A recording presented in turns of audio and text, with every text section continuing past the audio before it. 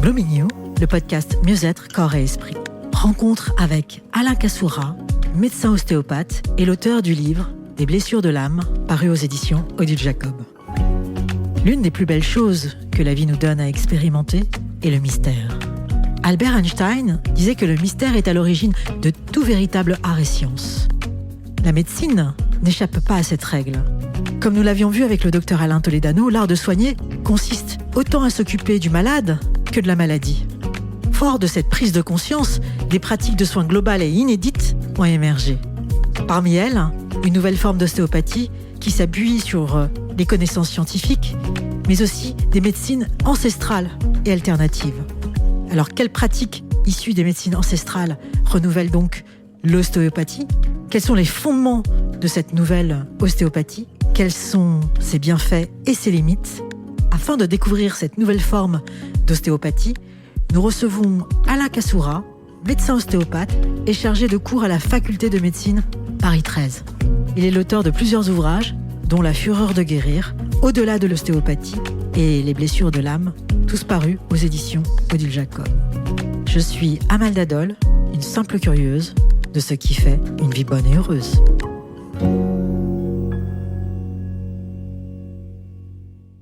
Alain Kassoura, bonjour. Bonjour, merci de m'accueillir. Écoutez, avec plaisir. Alors, votre livre s'appelle Les blessures de l'âme. Pourquoi les blessures de l'âme et pas les blessures psychologiques ou les blessures psychiques ou les blessures du corps, puisque vous vous adressez en tant que médecin ostéopathe au corps, à la mécanique.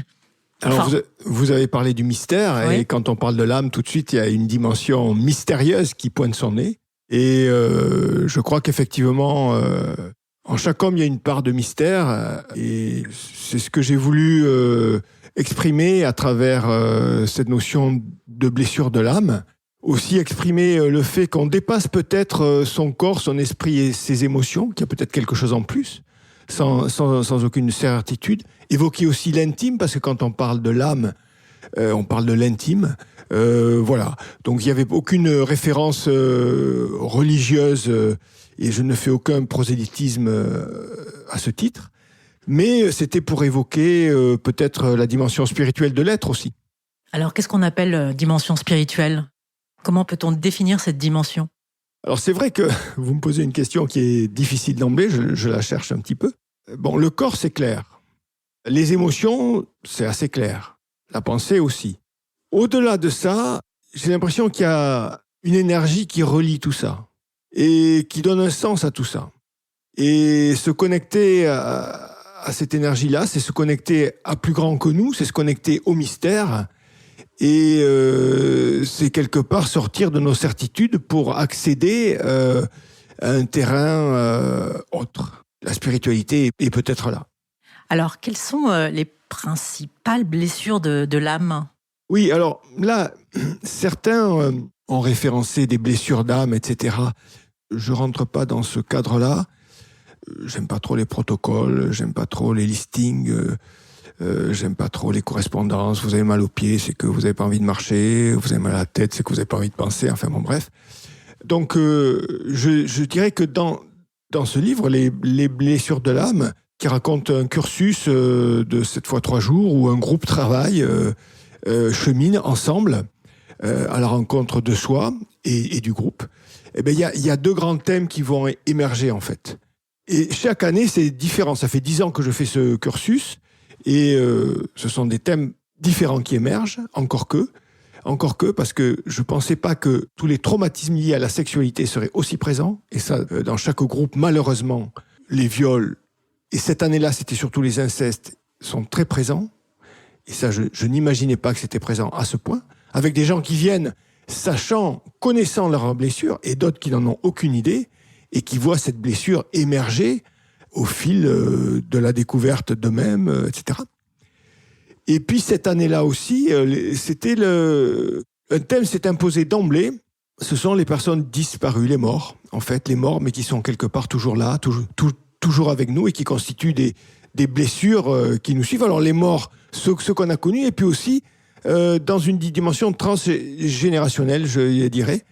Et donc voilà, ça a été les 2 grands thèmes de cette année-là, de ce cursus en 2019, je crois.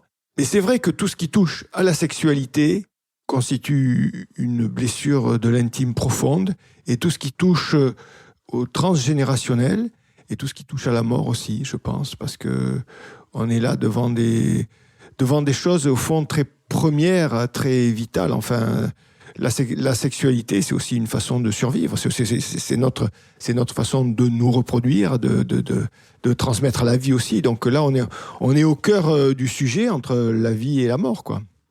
Voilà. Et on en a fait malheureusement quelque chose qui parfois est extrêmement traumatique. Alors, qu'est-ce qui vous a conduit à associer l'ostéopathie aux médecines, par exemple, chinoises et ayurvédiques? Je dirais que je suis médecin au départ. J'ai fait des études de médecine, j'étais danseur. Donc, par la danse, j'étais amené à rencontrer l'ostéopathie. Et c'était une rencontre bouleversante pour moi parce que j'étais très cartésien. Et cette ostéopathie me semblait très fantasque. Et j'avais beaucoup de mal. En plus, il y avait des principes qui étaient énoncés comme des vérités et qui, en médecine, étaient des absurdités. Donc, personnellement, j'étais pas du tout prêt à adhérer à ça. Donc, la rencontre avec l'ostéopathie a été un vrai bouleversement. Voilà. Et dans cette rencontre avec l'ostéopathie, il y a une rencontre avec le corps en mouvement. Mais ça, je connaissais bien le corps en mouvement à travers différentes pratiques que j'avais dans la danse. Mais il y avait le toucher. Et ça, je connaissais beaucoup moins bien. Et qui dit toucher dit senti. Et moi, je me vivais un peu comme un handicapé du senti par rapport à d'autres qui faisaient ostéo.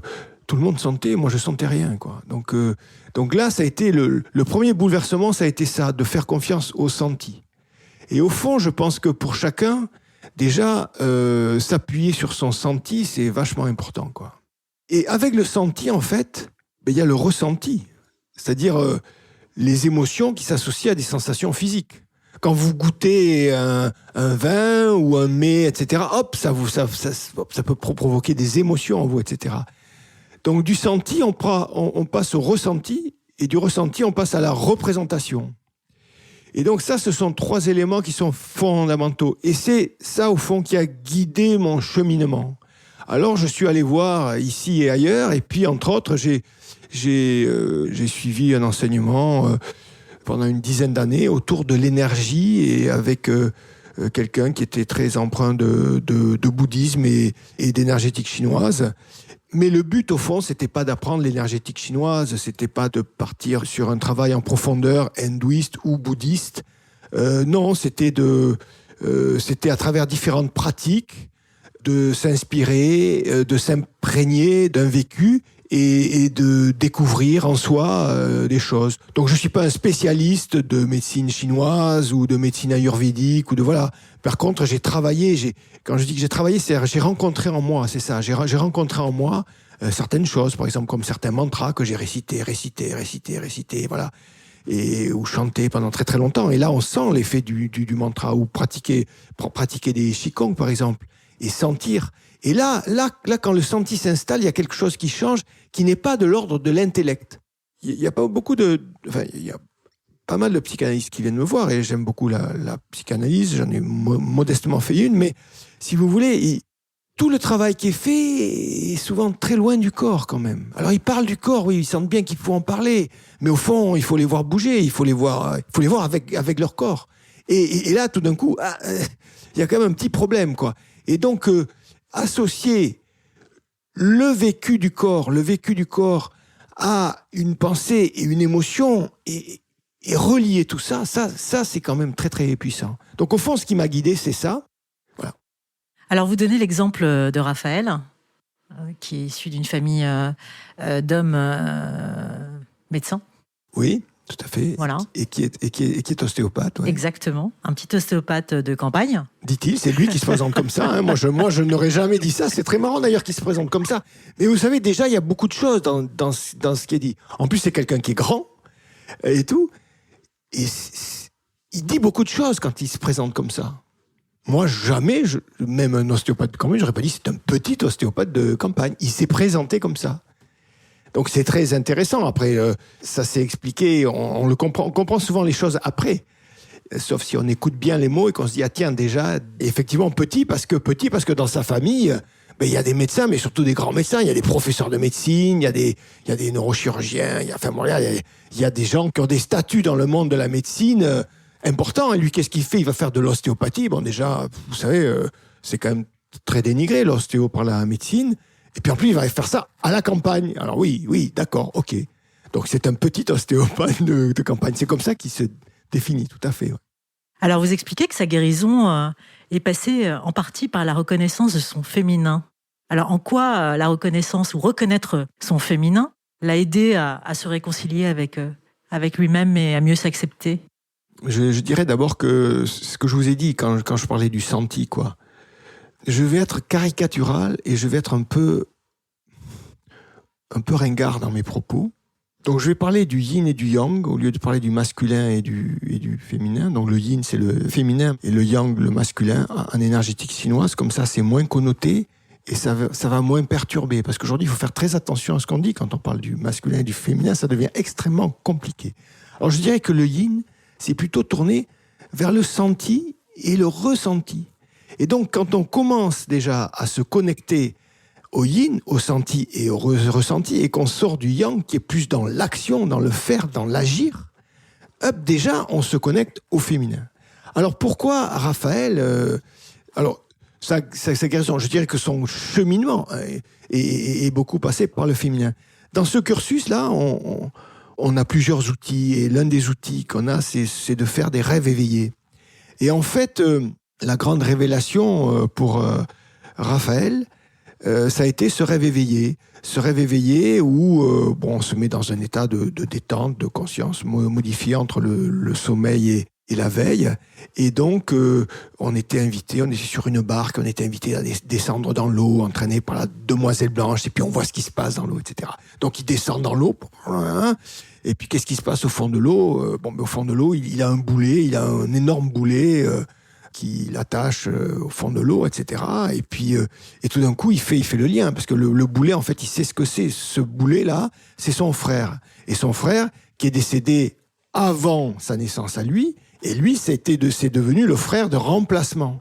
Et toute sa vie, en fait, il a vécu un peu à travers ce frère-là, qui n'a jamais vécu. Enfin, Dali a la même histoire, me semble-t-il. Enfin, c'est pas le seul, mais voilà. Et donc, il rencontre ce boulet au fond de l'eau. Donc, il avait aucune idée. Et en fait, ce qui va s'avérer au cours du rêve éveillé, c'est que ce boulet, donc, ce qu'il avait toujours pensé être un boulet, en fait, va lui permettre de remonter à la surface, et quelque part, il va cheminer et voir en fait comment son frère, au fond, l'a accompagné, mais l'a aidé, au fond.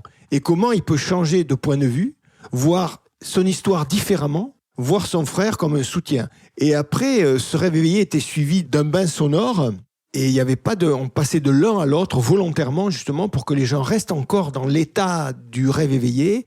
Et en fait, il va se passer quelque chose d'extraordinaire. Alors, c'est ce qui est dit dans ce que je raconte dans les blessures de l'âme, c'est vrai. Je comprends qu'on puisse ne pas me croire.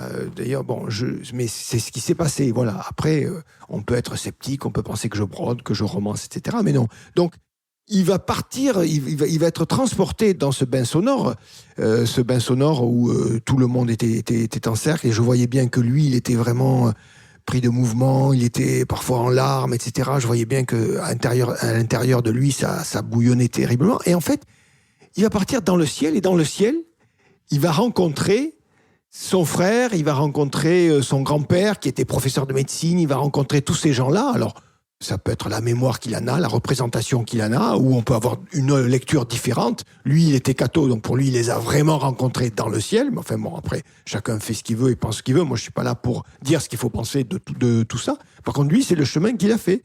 Il a fait ce chemin-là. Et dans cette rencontre, tout d'un coup, il a senti qu'il était reconnu, que son frère le connaissait, que son grand-père, professeur de médecine, considérait le petit ostéopathe de campagne. En fait, tout d'un coup, il y a des choses qui ont changé.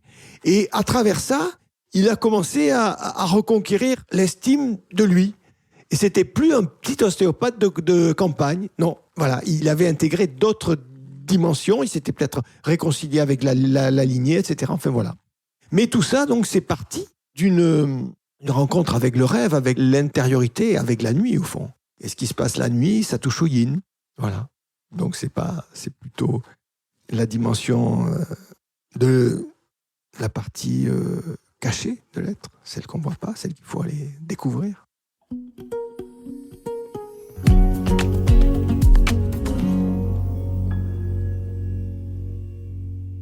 Alors vous pratiquez l'ostéopathie en méditant. Qu'est-ce que ça veut dire ? Comment C'est marrant parce que j'ai fait une émission en Suisse, là.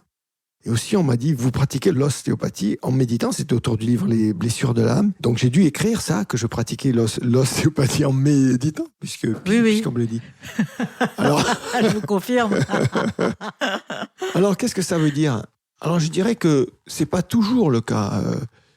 Ça dépend surtout de ce qu'on fait, parce que le champ de l'ostéopathie est très, très vaste. Hein. Si les gens viennent me voir pour quelque chose de très physique, etc., et je ne vais pas méditer particulièrement, je vais être plutôt dans un travail classique où ma présence sera classique. Mais vous voyez, si on part dans des chemins beaucoup plus sombres, beaucoup plus cachés, je dirais sombres, non pas dans le sens de la noirceur de l'être, mais qui vont chercher d'autres ressorts, pour pouvoir accéder à cette rencontre, il faut faire au maximum le vide en soi, pour laisser au maximum l'intuition cheminer. L'information autre que celle qu'on peut recevoir par l'analyse. Au contraire, il faut se soustraire à ça et rentrer en relation avec d'autres dimensions de soi-même. La méditation, déjà, c'est une façon de lâcher le mental. C'est une façon d'être présent à l'instant, de ne pas projeter des choses, au contraire, d'être juste là, avec ce qui se passe, d'essayer d'éviter au maximum de projeter des choses. Donc oui, un état méditatif, mais je dirais même plus, c'est-à-dire c'est presque un état modifié de conscience, où quelque part on essaie de se soustraire au maximum. On essaie d'être le plus absent possible pour pouvoir se remplir le plus possible de ce qui vient de l'autre. Et au fond, la main posée, mais si la main n'est pas posée, puisque parfois la main peut se situer un petit peu à distance aussi dans un travail énergétique, constitue cette interface entre le patient et le thérapeute. Et il y a des informations qui circulent. Et plus le thérapeute sera vide de ce qu'il est lui, plus il aura accès dans cette interface à ce qu'est l'autre. Et donc plus l'autre pourra s'exprimer et plus le thérapeute pourra être le support de l'autre. Donc c'est pour ça que la méditation, je dirais que c'est un premier pas, mais c'est pas une méditation pour soi, non. C'est le fait de se soustraire de soi pour pouvoir permettre à l'autre de s'exprimer et offrir à l'autre un support le plus neutre et le plus rassurant possible, le plus puissant possible. Voilà. Mais quelles sont les conditions nécessaires qu'on doit réunir, que vous réunissez, vous, pour entrer dans cet état ? Parce que j'imagine que c'est pas un état qui se commande comme ça. Il faut pratiquer déjà. Voilà. C'est-à-dire que voilà, déjà, il faut avoir pratiqué. J'avais pratiqué la méditation, je dirais un peu de façon presque anecdotique, enfin un peu régulière, mais pas très intense. Et puis j'aime bien les expériences un petit peu fortes. Et il y a, je crois, une quinzaine d'années, j'étais allé faire une retraite vipassana. Je refais d'autres après. Et là, là c'est du sérieux. Là. C'est des retraites qui au minimum font 12 jours quand on les fait la première fois et on médite en silence. On n'a pas le droit d'écrire, on n'a pas le droit de lire. Et on médite à peu près 13 heures par jour. Et en fait, on médite, quoi. On médite. On fait que méditer toute la journée avec des temps où on médite en groupe. On est une centaine à méditer ensemble. Et puis des temps où on est seul dans sa chambre ou dans son dortoir, etc. Et donc là, on commence à comprendre ce qu'est la méditation. Et on commence à... Mais c'est rien. 12 jours, c'est rien, en fait. Mais si vous voulez, là, ça m'a mis le pied à l'étrier. Et là, j'ai commencé à méditer tous les matins, tous les soirs, etc. En fait, je commençais à... Voilà. Après, maintenant, aujourd'hui, je fais plus ça. Et j'ai plus besoin de faire ça. Mais il y a d'autres pratiques aussi. La pratique du rêve éveillé aussi apprend aussi à très vite lâcher prise et se laisser embarquer. On n'est pas loin de la transe aussi, vous voyez. J'utilise beaucoup le son, les tambours, réciter des mantras. Ça met en état de transe, quoi. Disons que le mental, à un moment donné, se laisse embarquer et puis lâche, quoi. Il peut plus suivre, il peut plus analyser, il part ailleurs, quoi. Voilà. Donc après, il suffit que oui, si vous me demandez de partir ailleurs, je vais partir ailleurs sans souci. Je précise que les tambours, c'est pas en consultation à Paris, c'est en retraite. Oui, il faut partir avec vous quelque part dans la campagne. Oui, tout à fait. Alors, vous parlez aussi des actes psychomagiques. Oui. Qu'est-ce que c'est? Et les flots de vie, d'ailleurs, un flot de vie. Oui. Alors, il faut revenir en arrière. Enfin, je réponds, mais je vais remonter le temps pour expliquer un peu. L'acte psychomagique, je pense que c'est surtout Jodorowsky qui en a parlé. Enfin, moi, je l'ai rencontré à travers Jodorowsky, qui propose des actes psychomagiques. Il a écrit un livre. D'ailleurs, il a fait un film très, très touchant, d'ailleurs, parce que dans son livre, je trouve que son livre est intéressant, mais c'est un côté très, très dur. C'est un côté très plutonien, je dirais. Et quand on le voit dans le film qu'il a fait, c'est un bon papa, il a l'air vachement sympa. On retrouve pas la dureté qu'il y avait dans son livre, parce qu'il propose par contre des actes psychomagiques qui sont quand même pas piqués de verre. Il faut vraiment être accroché pour pouvoir faire ces actes-là. Mais donc j'avais cette notion-là, de ces actes-là. Après, donc, qu'est-ce qui s'est passé ? Chronologiquement, j'explique. Si vous voulez, il y a eu cette rencontre avec l'énergie. Parce que pour moi, donc, il y a eu la rencontre avec le toucher. C'était un premier questionnement important. Mais le second questionnement important, c'était l'énergie. Pour moi qui ai fait médecine, etc., l'énergie, mais ça n'existe pas. C'est quoi ? Tous ces énergéticiens, la bonne énergie, la mauvaise énergie. D'ailleurs, même aujourd'hui, ce côté bon et mauvais m'agace un peu. Mais si vous voulez, pour moi, l'énergie, ça ne voulait strictement rien dire. Si, en physique, oui, d'accord, ok, d'accord. Mais sinon, en médecine, pour moi, l'énergie, voilà. Et puis, donc, la personne avec qui j'ai travaillé disait, l'énergie, c'est une notion qui est concrète. C'est pas abstrait, c'est concret. Donc, il faut sentir l'énergie. Ah bon ? Grand mystère. Tout d'un coup, je me dis, bon. Et c'est vrai que la pratique du Qigong, par exemple, m'a permis, petit à petit, de sentir l'énergie circuler dans le corps. Sentir l'énergie autour de mes mains. Sentir mon corps énergétique. Sentir que, hop, quand je rentre dans le métro ou quand je suis hop, je sens que ce corps énergétique, il se rétracte. Sentir que dans d'autres circonstances, au contraire, je sens qu'au contraire, ma bulle énergétique s'expand. Ah, tout d'un coup, là, je commençais à sentir des trucs. Tout d'un coup, je commençais à me dire, ah ouais, c'est pas n'importe quoi. L'énergie, c'est quelque chose, effectivement. Donc, il y a eu cette rencontre avec l'énergie que j'ai affinée. Et puis, il y a eu ensuite cette idée que, ouais, mon corps énergétique, quand il rencontre le corps énergétique d'un autre, il réagit. Ah tiens, c'est bizarre ça. Et je peux arriver à sentir que ça réagit. Alors, dans la sexualité, qui peut être source d'un épanouissement magnifique, on peut sentir ça. Et là, quand on travaille ça, justement, c'est tout la démarche tantrique, etc. C'est superbe, quoi. C'est vraiment, voilà. Mais c'est pas que dans la sexualité, dans la vie de tous les jours, comme je dis, quand on croise quelqu'un, quand on rentre dans le métro, etc. Ça peut être un moyen aussi d'être en alerte, de sentir une agression qui arrive, de sentir plein de choses qui arrivent. Et puis donc, j'avais suivi quelques parcours avec des chamans aussi, et les chamans, ils nous prenaient dans les bras, comme ça, et on restait dans les bras avec... Et à chaque fois, je me disais, mais qu'est-ce que c'est ce bordel ? Et puis, je commençais à sentir que, ah oui, mais il se passe des trucs quand même, il se passe des trucs. Alors donc, j'ai commencé à mettre au point ce que j'ai appelé une accolade. L'accolade, et le flot de vie, ça vient après, mais l'accolade. Et en fond, c'est une rencontre énergétique où vous allez être consciente de votre corps énergétique. À travers des petits exercices, on va conscientiser ça. On conscientise 3 foyers, on va dire, le foyer inférieur. C'est simpliste, mais ça suffit déjà pour aborder ça. Foyer inférieur, rapport avec la matière, la sexualité. Le foyer moyen, les émotions. Le foyer sub, la pensée. On va surtout travailler sur le foyer inférieur et moyen. Donc, on fait un travail où chacun est conscient de son corps énergétique et après, on se rapproche l'un de l'autre. Et on va sentir quelle interaction se passe, qu'est-ce que ça fait.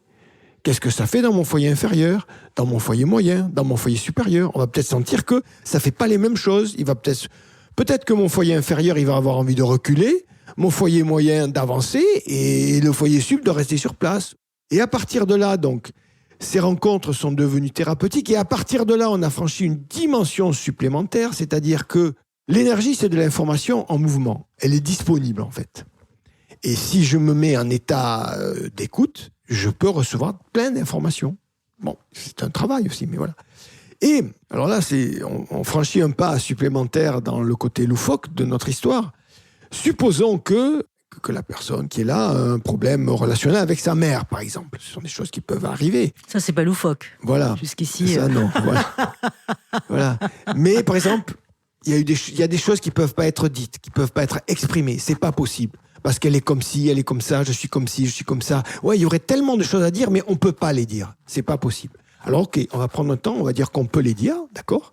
Et on va jouer une rencontre avec la mère. On va la vivre. On va s'autoriser tout, puisque de toute façon, là, ça reste entre quatre murs, et c'est possible. Et la mère ne va pas en souffrir, personne ne va en souffrir. Donc on ouvre les vannes, tout devient possible. Et moi, thérapeute, donc on va faire une rencontre énergétique, mais je vais dire que j'enfile le costume énergétique de la maman, de la personne que j'ai en face. Donc je suis plus moi, je suis la maman. Et ce qui est étonnant, c'est que cette rencontre va prendre une connotation complètement différente. Ce qui est étonnant, c'est que moi, je vais dire des choses, faire des choses, avoir un comportement complètement différent, tellement inspiré de la maman. D'ailleurs, les gens, à chaque fois, ils sont en occupant, ils disent « Mais c'est incroyable, ma maman a dit ça, ma mère a dit ça, elle est comme ci, elle est comme ça, même physiquement. » Bon, bref. Et donc, il y a des choses qui vont se conscientiser. On va faire, en général, on fait 3 rencontres, comme ça, on revient 3 fois, 3 vagues, comme si dans la vie, on s'était rencontrés 3 fois de suite. Et à chaque fois, on est conscient de ce qui s'est passé la rencontre d'avant. Du coup, ça enrichit la rencontre qu'on fait. Et le but, à la fin, c'est que la personne, au fond, dans son corps énergétique, elle se sente bien, en harmonie. C'est-à-dire que son foyer inférieur soit bien, son foyer moyen bien, son foyer sub bien, son œuf énergétique bien, voilà, qu'elle se sente bien énergétiquement. Énergétiquement. C'est ça qui compte. Voilà. Alors, parfois, c'est possible d'en arriver là. C'est pas toujours possible. Parfois, c'est possible. Souvent, d'ailleurs, c'est possible. Bon, ça, ce sont des soins qui prennent, ça prend 2 heures à peu près. Hein. C'est pas un soin qu'on fait. Ce que vous appelez les actes psychomagiques. Alors ça, j'appelle ça l'accolade. Voilà. Et là, on rentre dans un l'accolade, le fait de rentrer dans la peau de la personne. Non, le fait de rentrer en interférence l'un de l'autre. D'accord. L'idée, c'est au fond, jusqu'à se prendre dans les bras, mais le but, c'est pas de se prendre dans les bras. Il n'y a pas de connotation. C'est-à-dire, souvent, les gens, ils disent, ah oui, on va faire une accolade, donc ça veut dire que je vais pardonner la personne, je vais la prendre dans les bras, lui dire que... Non, on s'en fout. Peut-être que la personne, tu vas la virer de là, tu vas lui dire, je ne veux plus jamais te revoir, dégage de mon espace vital, c'est terminé. Et peut-être que dans un premier temps, c'est ça. Parce que parfois, dans un premier temps, la guérison, on dit que la guérison, c'est la paix, la bonté, le pardon. C'est vrai. Mais parfois, ça passe par l'expression déjà de la violence, l'expression de la colère ou l'expression de la haine, l'expression de choses qui doivent être exprimées. C'est pas pour autant qu'après, quand on va sortir, on va trucider sa mère ou son père. C'est pas ça que je veux dire. Mais quelque part, il faut qu'on puisse exprimer ce qui est au fond vraiment. Et après, quand ça a été vraiment exprimé, on peut se rendre compte du côté vain que ça, qu'au bout du compte, ça mène nulle part. Qu'au bout du compte, c'est la destruction de moi. Ça me détruit autant moi que l'autre, plus moi que l'autre. Et puis, au bout d'un certain temps, il y a une réconciliation de moi avec moi-même. Et c'est parce que moi, je me réconcilie avec moi-même qu'après, je pourrai pardonner l'autre. Mais je décide pas que je vais pardonner l'autre parce que c'est bien de pardonner l'autre. Non, parce que je me rends compte que pour moi, ça y est, c'est bien. C'était bon pour moi. Et c'est moi qui pardonne parce que, oui, ça y est, j'ai fait le chemin. Et donc, il faut prendre le temps de faire ce chemin. Et faire ce chemin, c'est accepter de rencontrer des choses qui parfois sont douloureuses, parfois sont des émotions qui sont parfois violentes, qui sont parfois agressives, parce que ça fait partie de nous. Voilà. Je sais pas. Oui, alors donc vous disiez l'acte psychomagique. Voilà. Donc l'acte psychomagique, c'est quoi ? C'est se mettre à la place de l'autre et de jouer son rôle ? C'est ça ? Non. Entre autres ? Non, l'acte psychomagique, c'est ce que va vivre la personne qui va rejouer quelque part un morceau de sa vie, mais le rejouer différemment, qui va changer de point de vue. C'est la catharsis. Et en changeant de point de vue, il y a quelque part des connexions qui vont se faire, nouvelles, entre le ressenti, et la représentation. Et on va être autre, tant au niveau physique, qu'au niveau émotionnel, qu'au niveau mental. C'est cette transformation-là, à travers une accolade thérapeutique, à travers un flot de vie, à travers un acte psychomagique comme le définit Jodorowsky, par exemple. Il y avait un couple, par exemple, qui se déchirait, etc. Il les a enchaînés et il les a fait marcher dans Paris, enchaînés, mais au vu et au su de tout le monde dans la rue. Ils avaient une chaîne au pied, tout, ils devaient marcher comme ça, enchaîner les gens. Bon, par exemple, et ça, c'est un acte psychomagique plutôt gentillet de Jodorowsky, parce qu'en général, il faut aller voir son père avec le visage recouvert du sang des règles, enfin des choses assez dingues, quoi, hein, des choses assez... Enfin, il faut, selon la problématique posée, etc. Donc Jodorowsky pousse très très loin le jeu. Mais là, si vous voulez, dans les cursus que je propose, il n'y a rien de défini. Les choses se définissent petit à petit à travers ce qui émerge. Et à travers ce qui émerge, tout d'un coup, il y a une solution qui apparaît. Et cette solution-là s'impose et devient un acte psychomagique. Voilà. Sur les blessures transgénérationnelles, comment les détectez-vous ? Déjà, est-ce que vous pourriez rappeler ce que c'est, une blessure transgénérationnelle ? Et comment elle se détecte, surtout si le patient en est inconscient ? Alors, il y a des événements étranges qui se reproduisent de génération en génération, étrangement. Des décès, des avortements, des problématiques autour de la mort, des abus sexuels, des viols, et on les retrouve, et ça revient. Alors, on n'en a pas forcément conscience, on n'en a pas forcément connaissance. Alors, ce que je fais faire dans le cursus, c'est qu'à un moment donné, quand on aborde le séminaire du Rhin, je donne un petit arbre généalogique qui nous permet de remonter jusqu'aux arrière-grands-pères, et puis j'invite chacun à remplir son arbre généalogique déjà, donc à se renseigner. Alors, aujourd'hui, c'est assez facile, il faut faire gaffe aux homonymes, mais avec Internet, tout ça, enfin, il y a vraiment des moyens de remonter au moins jusqu'aux grands-parents, arrière-grands-parents, tranquillement, quoi. C'est pas très... Donc, noter les noms, les prénoms, les dates de naissance, se renseigner un petit peu. Tout d'un coup, on dit, ah ben tiens, j'ai le même prénom que un tel. Ou, ah ben tiens, c'est bizarre, mais je suis né le même jour que un tel, ou elle est décédée le jour où je suis né, ou enfin bon voilà, des choses comme ça. Donc hop, on fait des connexions, on se renseigne un peu sur l'histoire, etc. Et puis, donc parfois on se rend compte effectivement qu'il y a vraiment des liens très très troublants. Et donc ça peut être un moyen de se connecter à ça. Mais après, il y a... par exemple, j'ai vu hier une dame qui vient me voir en consultation. Et en fait, c'était la seconde fois qu'elle me voit. C'est compliqué dans sa vie en ce moment. C'est compliqué dans le travail, dans la relation avec son mari, dans la relation avec ses enfants, dans la relation, elle, avec son corps. Elle n'arrive pas à dormir, elle a mal un petit peu partout, c'est compliqué. Et elle vient me voir pour ça. Je l'ai vue une première fois, on a fait une séance d'ostéo quasi classique, en ostéopathie crânio-sacrée. Elle revient me voir, elle dort mieux, etc. Mais enfin bon, bref. Et puis je lui dis, mais quand même, je sens de la tristesse en vous. Je sens de la tristesse en vous. Et elle me pose une question, elle me dit, mais vous sentez de la tristesse présente là maintenant ? Ou c'est quelque chose d'ancien qui remonte à longtemps ? C'est une bonne question. Et je me précipite pas pour répondre. Je laisse. Je laisse, je continue à travailler sur elle. Et puis je m'immerge dans la question, je m'immerge dans ce questionnement, et je m'immerge dans mon senti et mon ressenti. Oh là, ça peut paraître bizarre, mais tout ça, c'est le travail de l'intuition, c'est le travail... J'entends une voix, alors voilà, excusez-moi de dire ça, mais j'entends 10 ans. J'entends enfant 10 ans.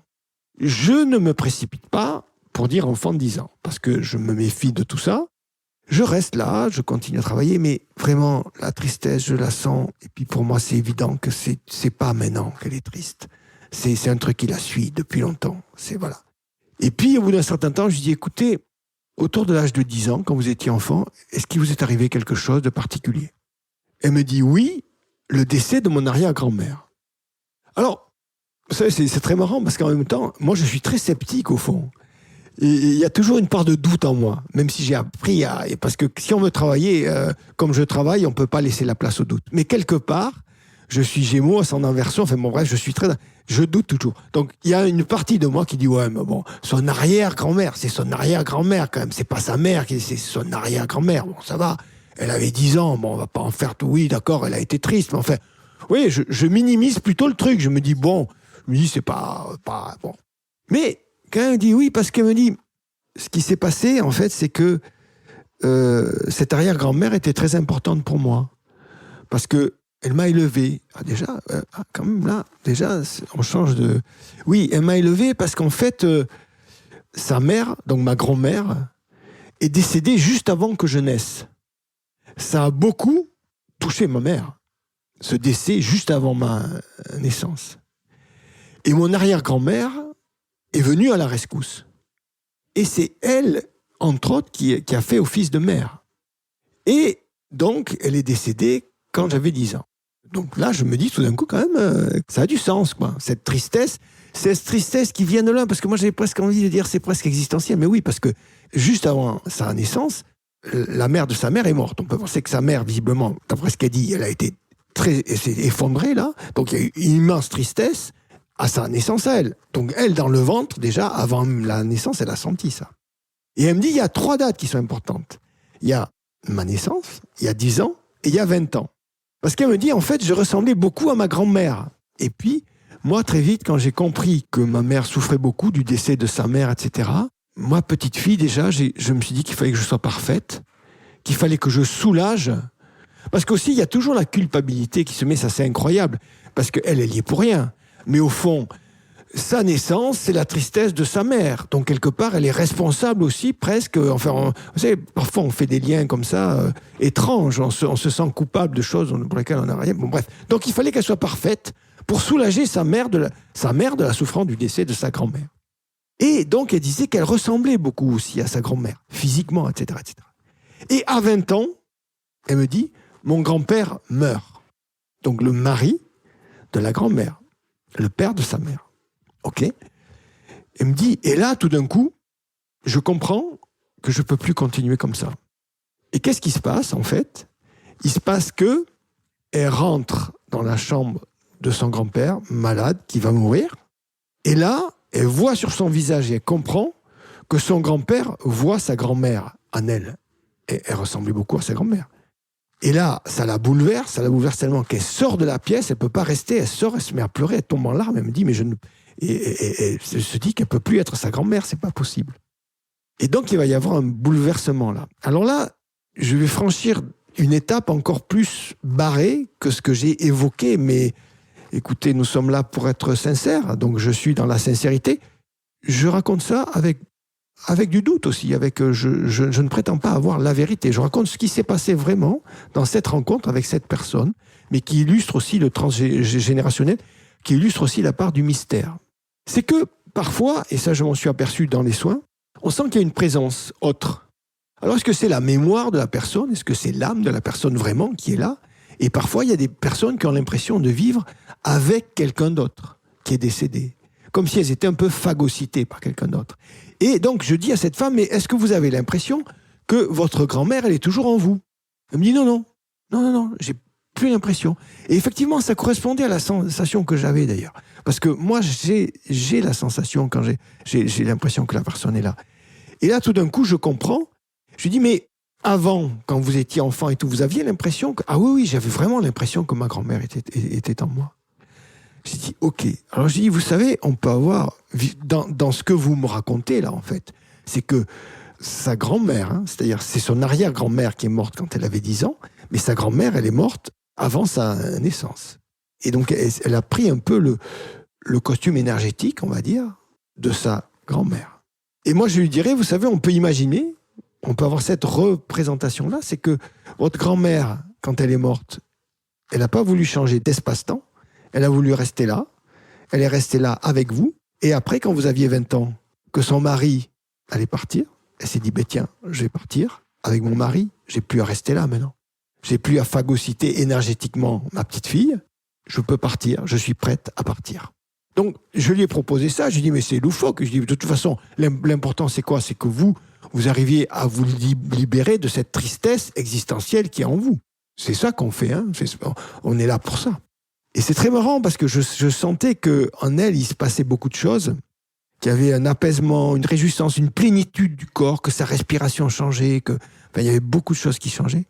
Et là, c'est la cerise sur le gâteau, mais c'est très étrange. Mais moi, j'ai eu vraiment la sensation qu'il y avait une énergie qui venue, qui est rentrée dans la pièce et qu'on a senti tous les deux et qui était là pour dire, ouais, ok, c'était bien ça. Et maintenant, vous pouvez continuer.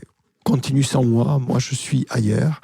Mais je te soutiens tranquillement d'où je suis, mais je ne suis plus là. Voilà. Et donc, j'ai eu vraiment cette sensation-là d'une vague d'énergie qui était très présente au-dessus de son épaule à gauche et qui disait, et qui lui attestait son soutien et le fait qu'elle soit partie. Voilà. Donc là, on voit comment le transgénérationnel vient jouer, voilà.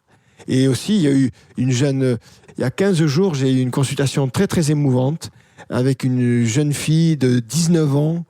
Et c'est rare, les jeunes comme ça qui font un travail comme ça sur eux, parce que 19 ans, c'est jeune quand même, et aussi une histoire de tristesse, décidément, là, en peu de temps, parce que on va croire que je suis le spécialiste de ces problèmes-là, alors que pas forcément, mais là, c'est vrai que ces 15 derniers jours, et beaucoup de gens sont venus me voir pour ça, et cette jeune fille, donc, me dit en fait que oui, il y a beaucoup de tristesse, et que sa maman est décédée quand elle avait 11 ans, et que de 9 à 11 ans, en fait, sa maman avait un cancer, donc elle a vu sa maman à partir de l'âge de 9 ans se soigner, donc elle n'était plus trop là pour elle, parce qu'il fallait qu'elle se soigne, et puis après 11 ans elle est partie, elle a 19 ans aujourd'hui, et qu'en fait ça l'avait beaucoup marqué, que même qu'elle avait peur, quoi, que dans ses relations aux autres, dans ses relations amoureuses, elle avait besoin d'amour, et en même temps elle se disait que ça pouvait s'arrêter n'importe quand, que la mort pouvait arriver n'importe quand, et tout.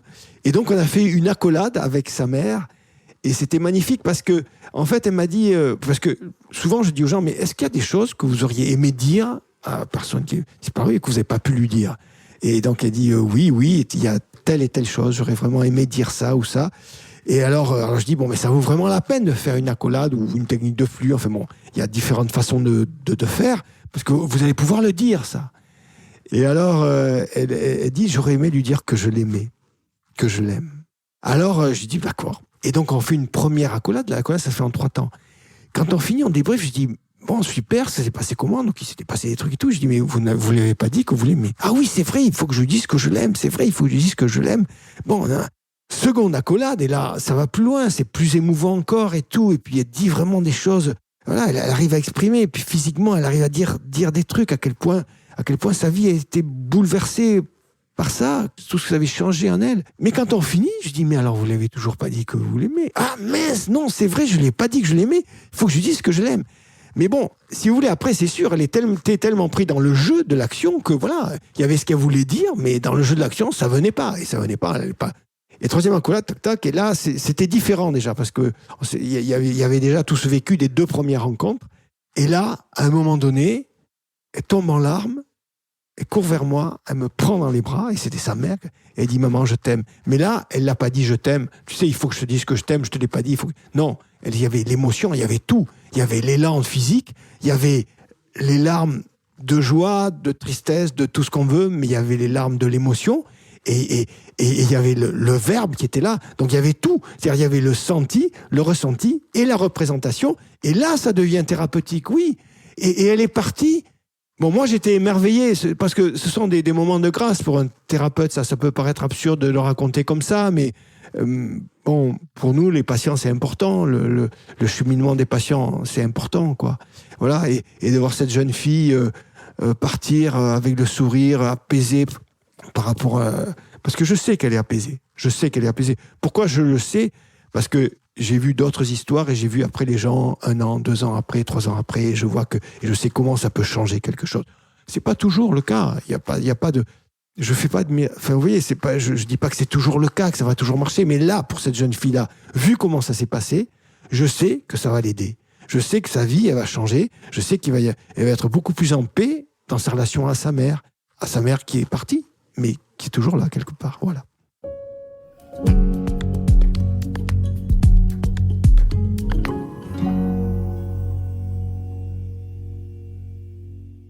Je vous précise juste le contexte. Mélodie, donc, ostéopathe, son travail a beaucoup d'importance pour elle. Elle a 29 ans, voilà. Elle a beaucoup d'amis, des femmes, des hommes, et puis des relations amoureuses, pas trop. Vraiment pas trop, voilà.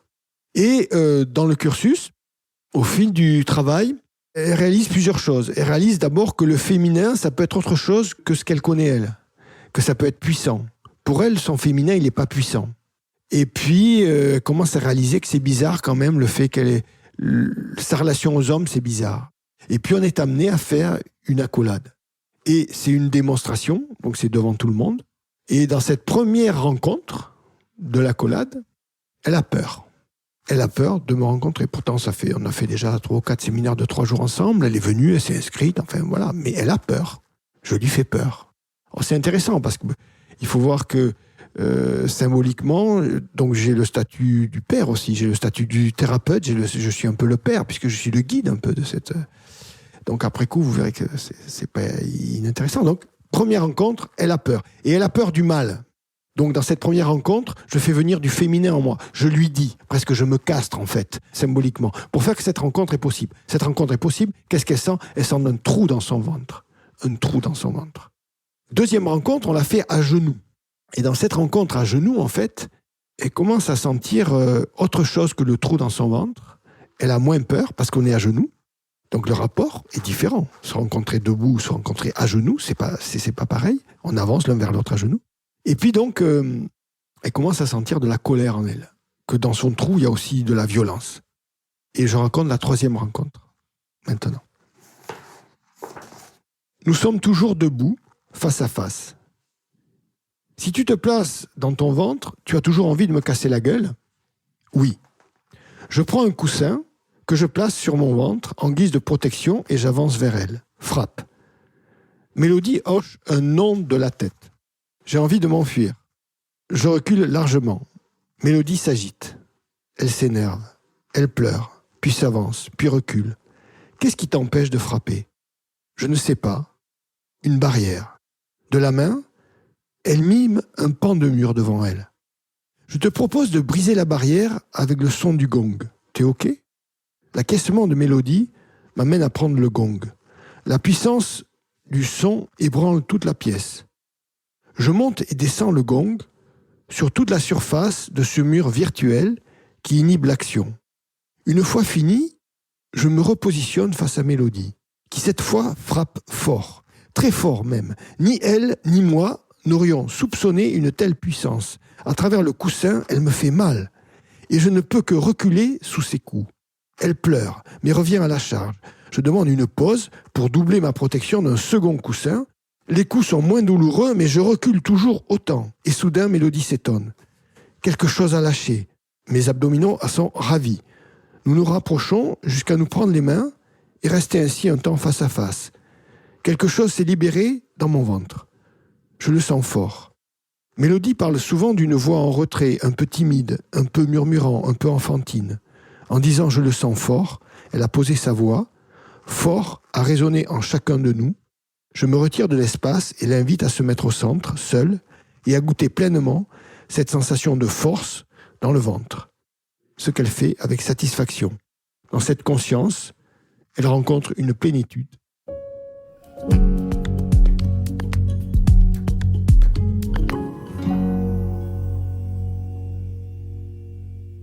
Alors Alain Kassoura, vous venez de nous offrir la lecture d'un extrait de votre livre.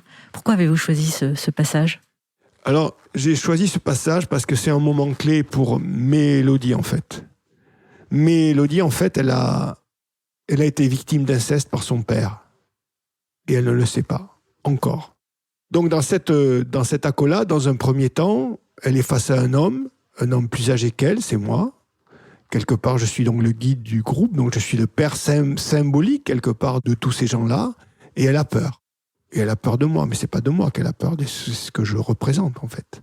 Deuxième rencontre, hop, on est à genoux, donc là c'est une position un peu différente, donc tout d'un coup, je suis plus le père, je suis peut-être un petit copain de classe avec qui on joue, donc elle a plus peur. Donc là c'est possible de se rencontrer, mais soudain elle commence à être en colère. Et troisième rencontre, donc, elle exprime cette violence-là et elle rencontre une force en elle. Elle rencontre que dans son ventre, il n'y a pas forcément un trou, il n'y a pas forcément la peur, il peut y avoir de la force. Et à partir de là, les souvenirs vont commencer à se remettre en marche. C'est-à-dire que là, ça y est, elle est armée, son inconscient, je pense, se dit « je suis armé, je peux y aller. Je peux y aller, le groupe va me soutenir. Ce mec que j'ai en face, il va me soutenir. Et puis moi, j'ai la force en moi. » Alors ça, c'est un cheminement inconscient qui se fait, je pense. Et puis, elle va se souvenir donc qu'à cette époque-là, quand elle était jeune, elle fait de la gymnastique. Et qu'est-ce qui se passait quand elle rentrait de ses cours de gym, etc., à la maison avec le père, etc. Voilà, bon, bref. C'est un basculement pour elle, faire une prise de conscience et le début d'un travail. Et donc, Mélodie, à la fin de ce cursus, donc, elle va avoir exprimé tout ça. Et elle va refaire le cursus parce qu'il y a parfois des gens qui le refont dedans. Et au terme du second cursus, aujourd'hui, Mélodie, elle est avec un mec et elle a un petit garçon. Donc, elle a quand même fait un sacré chemin. Voilà. C'est ça, au fond, qui compte. C'est qu'elle a pu rencontrer après quelqu'un, vivre avec lui, faire un enfant avec lui. C'est quand même top. Voilà.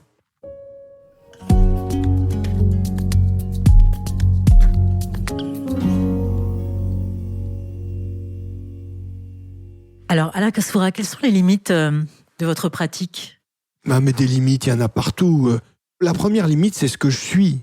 La première limite, c'est ce que je suis. Je suis un humain, je suis faillible, tu peux me tromper, voilà, c'est déjà. Non, je veux surtout pas laisser croire que... Je crois pas qu'il y ait des recettes, il faut vraiment que les auditeurs comprennent. Il n'y a pas de recette, il y a un chemin à faire. C'est pas en claquant les doigts que les choses arrivent. C'est en étant face à face, en toute humilité, en toute modestie, sincèrement, en comprenant que on va essayer quelque chose. Peut-être ça va marcher, peut-être ça va pas marcher. Peut-être que c'est pas avec moi qu'il faut le faire. Peut-être que cette même chose, il faudra le faire avec quelqu'un d'autre. Voilà, donc les limites sont multiples. Mais je crois que la voie qui consiste à contacter le senti, le ressenti et la représentation, donc à contacter comment est-ce que physiquement je sens mon corps, quelles sont les émotions qui me traversent et quelle représentation mentale j'y associe, la voie qui consiste à travailler sur ça, à associer tout ça, je pense qu'elle est vraiment porteuse de transformation et de paix, ça oui. Voilà. Alors, comment votre pratique de la médecine et de l'ostéopathie est perçue par vos confrères ou consoeurs ? Ça, je sais pas trop. Je pense qu'il y en a qui me prennent pour un fou, un doudingue. Voilà, je sais pas trop. Après, vous savez, il y a des gens qui me connaissent sous certains aspects, c'est très très marrant. Et moi, j'ai plus le retour des patients, mais parce que là, je donne une facette de moi. Mais il y a toute une facette qui a beaucoup travaillé la structure. J'ai enseigné l'ostéopathie structurelle et tout. J'ai des gens qui viennent me voir pour des raisons très physiques, très très physiques. Et je suis assez pointu sur ça parce que j'ai beaucoup travaillé ça et j'aime beaucoup ça. Donc, par exemple, un jour, c'est un patient qui m'a raconté ça. Alors, ils étaient à un repas, et puis ils parlent d'un ostéopathe. Alors, il y a un mec qui dit, moi, mon ostéopathe, quand j'y vais, il me chante il récite des mantras, il chante des chansons, et puis il me fait des trucs énergétiques et tout. Alors, je dis, mais c'est quoi cette histoire? Mais moi, quand j'y vais, non, il me manipule, il me fait craquer et tout, etc., etc. Bref. Alors, donc, et chacun raconte son vécu, très, très différent. Et il est où ton ostéopathe? Il est près de la place de la République. Ah tiens, le mien aussi, il est près de la place de la République. Et il est où? Près de la... Il est rue. Et en fait, c'était moi. C'était moi, mais c'était deux trucs. Donc, il y a des médecins qui me connaissent peut-être plus sous l'aspect approche plus physique. Je pense que ceux-là, je les rassure plutôt. Et puis peut-être que ceux qui me connaissent plus, ou qui ont entendu parler de moi sous un autre aspect, je les inquiète plutôt. Je sais pas trop comment je suis perçu. Vous savez, je suis pas très connu, hein. J'ai pas de grande, voilà, donc je sais pas comment je suis perçu.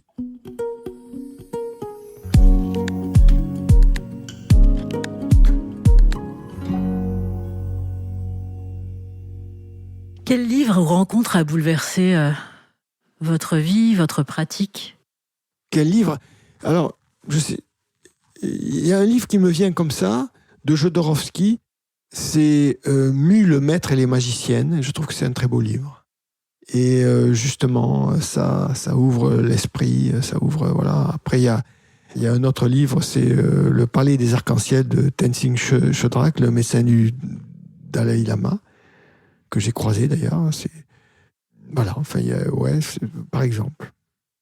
En quoi croyez-vous ? Alors, oui, c'est une bonne question. Mais je crois en plus grand que nous. Voilà. Je crois en plus grand que nous. J'ai vraiment l'impression, à travers ma pratique, hein, parce que c'est ma pratique qui me confronte. C'est mes patients, en fait, qui me font bouger. Hein. C'est mes patients qui me perturbent, qui m'amènent à prendre des positions qu'au départ, j'aurais pas forcément envie de prendre. Hein. Mais je crois vraiment que le système nerveux, c'est vraiment c'est pas la clé. Je crois que la clé, elle est au-delà. Et du coup, le au-delà, c'est une information qui circule ailleurs qu'à travers le système nerveux. Et donc, je crois que vraiment, il y a quelque chose de nous qui est de l'ordre de l'immatériel. Voilà. C'est peut-être pour ça que je parle de l'âme, en fait. Je crois que cette dimension est vivante. Voilà. Après, qu'est-ce qu'elle devient quand nous on meurt ? J'ai l'impression qu'elle perdure. C'est-à-dire que le problème, c'est ce rapport à l'espace et au temps. Et est-ce que le passé, le futur et le présent sont vraiment des choses complètement chronologiquement établies, ou au contraire, comme en médecine quantique, comme en physique quantique on le pense, c'est-à-dire au contraire, est-ce qu'au fond tout ça est très intriqué ? Donc je pense en fait que, moi je crois qu'on n'a pas compris grand-chose, et je crois que le passé, le futur, le présent sont tous là, et je crois qu'il y a plus grand que nous, et que nous ne sommes pas limités à notre enveloppe physique. Voilà. Qu'est-ce qui vous inspire ou vous émeut ? La vie. Je m'émerveille de la vie, je m'émerveille de la guidance de la vie. C'est-à-dire que quand je vais faire un soin, quand je fais mes stages et tout, je ne sais pas ce que je vais faire. Enfin si, je sais, j'ai une trame, j'ai l'expérience, il y a un thème, il y a des choses, des machins. Mais après, en fonction des gens, en fonction du groupe et tout, je ne sais pas ce qui va se passer. Souvent, j'attaque, la page est blanche, complètement blanche, je ne sais rien. Et à la fin, je me dis, mais regarde, c'est incroyable. Et c'est pas moi qui ai écrit ça. C'est la vie qui a écrit ça. Et ça, c'est magnifique. Voilà. Donc ça m'émeut beaucoup. Qu'est-ce qui vous effraie aujourd'hui, si tant est qu'il y ait quelque chose qui vous effraie ? Il y a sûrement des choses qui m'effraient. Sûrement que si je me faisais agresser dans la rue, j'aurais peur, comme tout le monde. Il y a des choses qui m'effraient, mais après, comme ça, quand vous me dites qu'est-ce qui vous effraie, je dirais plus qu'il y a des choses qui m'attristent. Plus que j'ai pas trop peur, mais après il n'y a pas de fanfaronnade, je peux avoir peur, hein. Peut-être qu'en sortant je vais avoir très peur, mais comme ça je suis pas très effrayé. Je dirais que par exemple la mort, puisqu'on parle on n'en a pas parlé, mais enfin elle était présente quand même, si on en a parlé un peu, j'ai l'impression que j'ai pas peur de la mort, mais enfin il n'y a aucune fanfaronnade, voilà, et la façon dont il va falloir traverser ça, si, ça me fait un peu peur quand même, ça me fait un peu peur. J'ai pas peur de la mort, je me dis que, mais enfin, quand même, je suis pas joyeux, vous comprenez ce que je veux dire, quand même. Quand j'y pense, je me dis, bon, je sais que ça va arriver, je sais que... Et les circonstances de la mort sont pas... Voilà, ça peut être très dur. Oui. Ça peut être très dur, ça peut être très, très douloureux. Donc, voilà, mais je dirais pas que j'en ai peur, c'est pas quelque chose. Par contre, il y a des choses qui m'attristent, ouais. Par exemple. À quel point le cœur des hommes peut être fermé des fois, quoi. À quel point on peut être... une bête pour l'autre, quoi. On peut être... l'homme est un gros con, quoi. Enfin, franchement, quoi. Donc, oui, tout ça m'attriste. Et quand on voit l'état du monde aujourd'hui, ça m'attriste profondément. Mais, au fond, j'ai quand même une joie intérieure. Bon, voilà, c'est comme ça. Malgré tout, je reste joyeux. Voilà. Qu'est-ce qui vous fait du bien ? La réjouissance, rire, sourire, méditer, chanter... rencontrer les gens, partager, se toucher, se regarder dans les yeux. C'est ça, notre partage. Je trouve que c'est très agréable d'être ensemble et de partager. Alors, vous parliez tout à l'heure de mantras. Oui. Vous en avez plusieurs. Si vous deviez en choisir un, celui qui vous fait du bien, celui qui explose tous les autres. Alors, il y en a plusieurs, quoi. C'est-à-dire que selon, il y en a qui viennent comme ça. Ils viennent et... C'est celui qui vous vient là, en ce moment. Tatsavitur valeniam Bargo devasya dibahi Diuyona Prachodayat Bulbulvatsva Tatsavitur valeniam Bargo devasya dibahi Diuyona